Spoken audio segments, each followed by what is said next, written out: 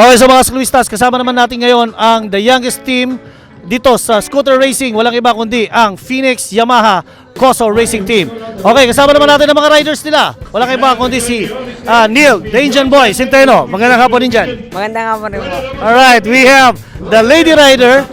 Walang iba kundi si Justin Bethany, the dentist, Tolentino. Magandang hapon. Magandang hapon po. Of course, syempre, the international rider. Walang iba kundi si Makilik Kyle, the Wonder Boy, Paz. Magandang hapon. Magandang hapon din po. Alright, so kamusta ang bagong team nyo ngayon? You started on a Michael Bunsho Foundation. And of course, may mga sponsors na ngayon na kumuha sa inyo. So, ano naman ang expectation ng sponsors sa inyo? Ano ba yung pwede nyong gawin para patuloy itong panalo nyo? Si Neil Jan. Mag-focus lang po sa mga races, tsaka po iwasan din po yung maraming semplang. So, kamusta naman yung karera mo?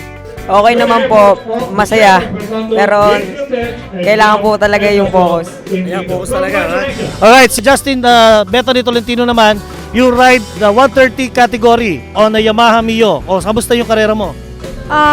Okay po, malakas po yung Yamaha. Lalo na yung powered by Koso, yun, sobrang lakas. Ayan, syempre talagang yung engine mo is prepared ng Koso. Sobra po. As in, parang 2 weeks pa lang, prepared na yung motor. Ayan. At syempre, Kyle, kamusta naman yung pagkakapwesto mo man sa as first place sa 160? Naka 1-2 podium kayo, di ba? 1 and 2. So, kamusta yung karera? Inalagaan na lang po namin ni Neil Jan yung pagigiwan na po namin para ma-preserve po yung makina. Para Ayan. makatapos. Para makatapos. So, this is a 3 kilometer racetrack. Ilang laps yung tinakbo nyo ng mga motor nyo? Mga 6 laps. 6 po or 8. Kamusta ang preparations na ginawa nyo?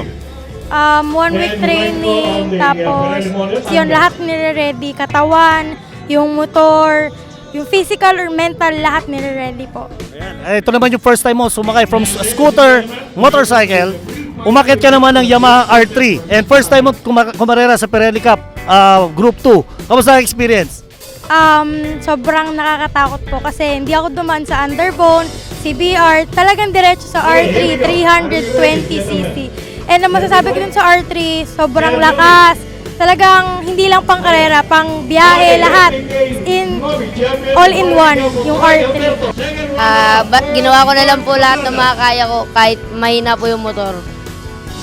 Pampuntos lang po para po sa next leg. May puntos na po ako. So ayan po mga siklistas. We have the youngest team, the Young Guns, the Phoenix Yamaha Koso Racing Team. Balik sa inyo mga siklistas.